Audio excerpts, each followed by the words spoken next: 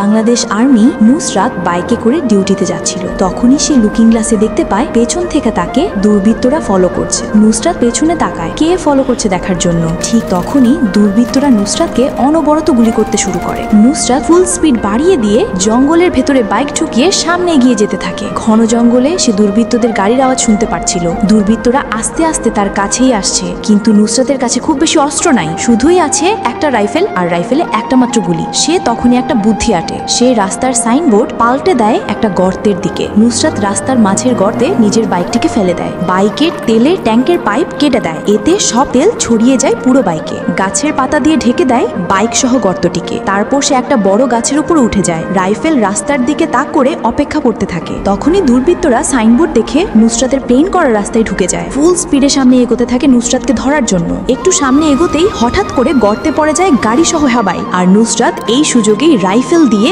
গর্তের মধ্যে এক গুলি করে, আর সাথে সাথেই বিশাল ধামাকা করে তার বাইক, জিপ গাড়ি সহ দুর্বৃত্ত সবাই বিস্ফোরিত হয়ে মারা যায়। সব দুর্বৃত্তরা শেষ হয়ে যায়। সবাই নুসরাতকে সাপোর্ট করলে নুসরাতকে লাইক আর সাবস্ক্রাইব করে দাও প্লিজ।